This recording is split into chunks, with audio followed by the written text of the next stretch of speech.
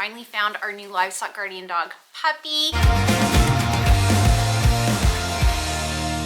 Hi guys, and welcome to today's video. So we put out some shorts for you guys to show you that we finally found our new livestock guardian dog, Puppy, Bear's new partner, and here he is. Gonna bring him a little closer. He's heavy. He is! So he is 10 weeks old, and do you see him compared to me? He is a big boy. So he is a little over 30 pounds now. He is gaining about 5 to 6 pounds a week right now. He's heavy. He's heavy. He's a big boy. He is a pure Great Pyrenees. He comes from generations and generations of working livestock guardian dogs. The goats are moving my camera right now. We are in the goat pen. We're doing some training with him. He is expected to top out at the top end range for Great Pyrenees. So we asked you guys, help us name him. We had a ton of great suggestions, but the girls decided with Moose. So this boy is Moose. Gonna be a big guy when he's older. So we've got Bear and Moose. We have spent about a year looking for him. Sorry about the moving of the camera. Callie is trying to get some hay and she's moving my camera about. So we have actually been looking for about a year for the right partner for Bear. Before we get into the video, go ahead and click the subscribe button and hit the bell to select all so you don't miss any of our videos. Be sure to follow us on Instagram and TikTok as well for extra content and behind the scenes footage. One of the questions we had when Bear went viral this summer was, why do we only have one livestock guardian dog? The plan was never to just have one, it was always to have another one. But when you're building your livestock guardian dog pack for the first time, it takes time, because when you've got one dog, you want to make sure that they are grown and mature, which is not until about 2 years old. And for Bear, it was a little bit longer. He was about 2.5 before he was ready for a new puppy to show the ropes. The reason that's important is because you can have a lot of behavior issues, bonding issues with the livestock. You can have fights between the dogs. You can have them bonding to each other instead of the livestock and protecting them. And so to set them up for success, you want to give them ample time to mature. And that's what we've done with Bear. So we were just following general guidelines when you have livestock guardian dogs. Now that he is ready for a puppy, we have brought this guy home. So when we were looking for a puppy for our farm, we have chickens, ducks, guinea fowl that are free ranging. We have peacocks. We have a registered herd of Nigerian dwarf dairy goats, and we have horses. We have a road close by. We have people that go by walking their pets on bikes. We need a dog who is going to let people know not to come close to the animals, but we don't want them wanting to attack you. And the reason it's really important is you want to make sure they have the right breeding. Different livestock guardian breeds have different characteristics and temperaments, and you're gonna want a different one depending on the livestock and job that you need done on your farm. It's been really hard to find people that breed livestock guardian dog, a pure breed, or if they're crossed, that they're crossed with another similar livestock guardian dog breed. So Bear is actually Great Pyrenees Anatolian Shepherd cross. And those two have similar characteristics, similar temperaments. They guard the same way. A lot of the places were farms that their dogs got pregnant and were pregnant with random breeds. The reason that's a problem, if you have a livestock guardian dog that is crossed with a different breed, you cannot guarantee what characteristics are coming out with that dog. Are they taking after the livestock guardian dog, or are they taking after the other breed?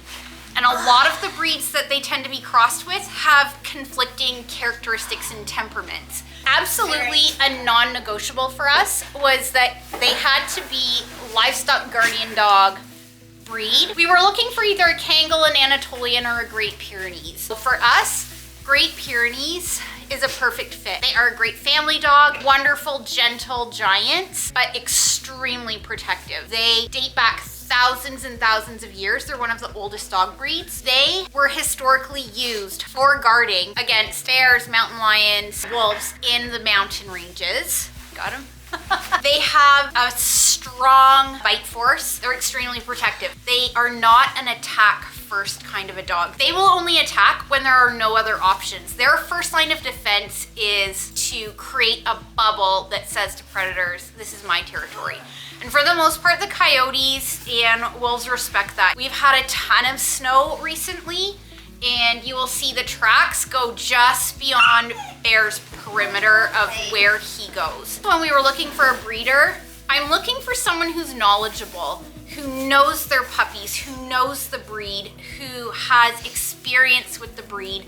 As a breed standard, Great Pyrenees are calm dogs, but every puppy is different. Some are gonna be better suited for different farms. So when I was looking for a breeder, I wanted to know that the breeder knew their puppies. And we didn't want to select a puppy because they're adorable and we fell in love with that puppy. We wanted a puppy that the breeder was able to recommend to us based on the requirements that we needed for our farm and based on just the natural temperament that they were showing. This guy was actually the one that the breeder had selected to keep for themselves. But when they heard about our farm and what we were looking for, that we were knowledgeable about what needed to go into training the puppy, he actually said that he'd be willing to let this guy go because he knew he was going to a great place.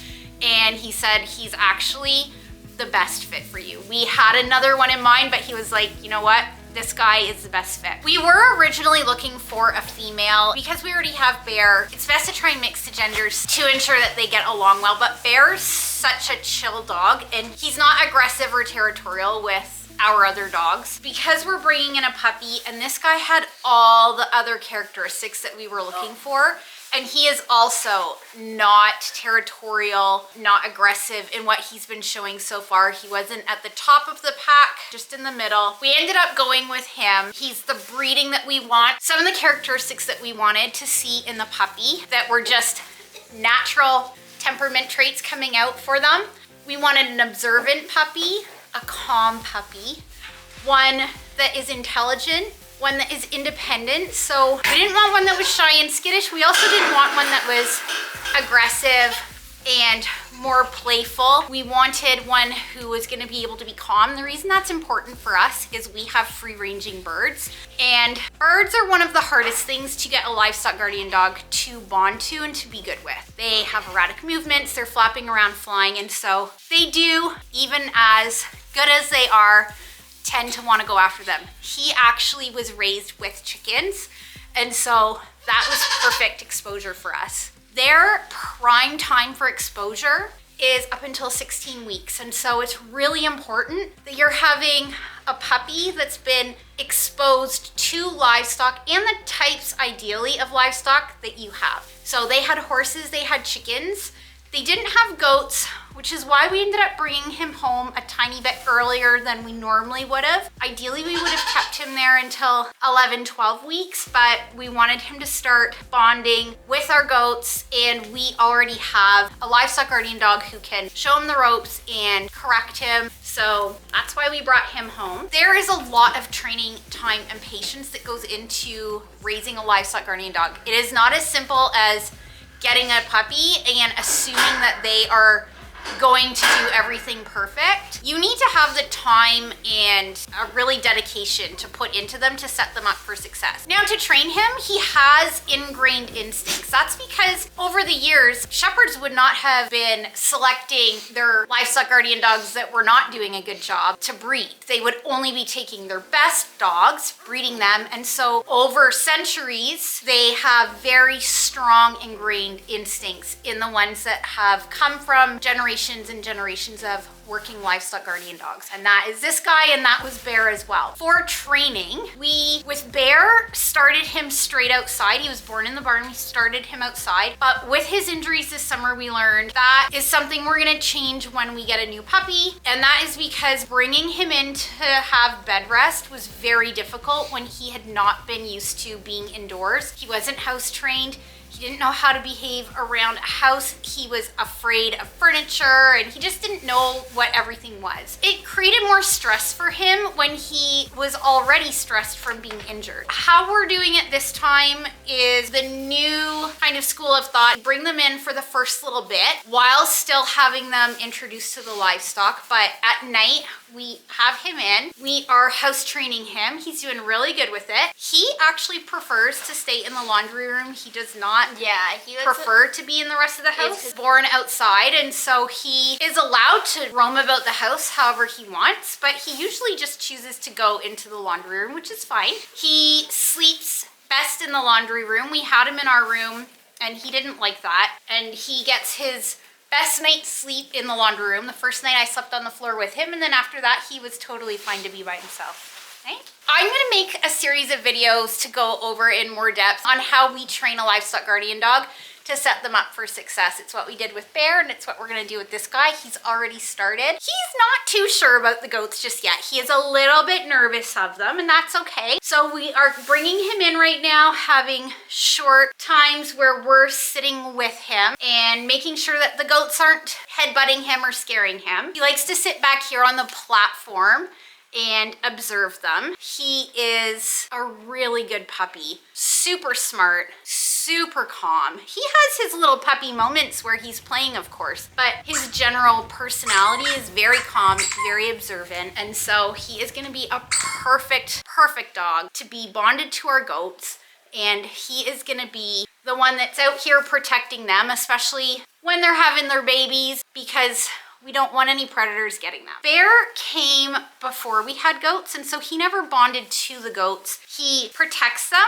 and he wants to check in on them, but he mainly wants to sit out with the horses and guard the field and do his perimeter checks. And so this guy is gonna pick up where Bear doesn't tend to stay, and then if there's ever an issue, they have each other to back up. And when this guy's full grown, he's expected to be significantly bigger than Bear. This guy's gonna be a good protector of Bear too, and good backup for him.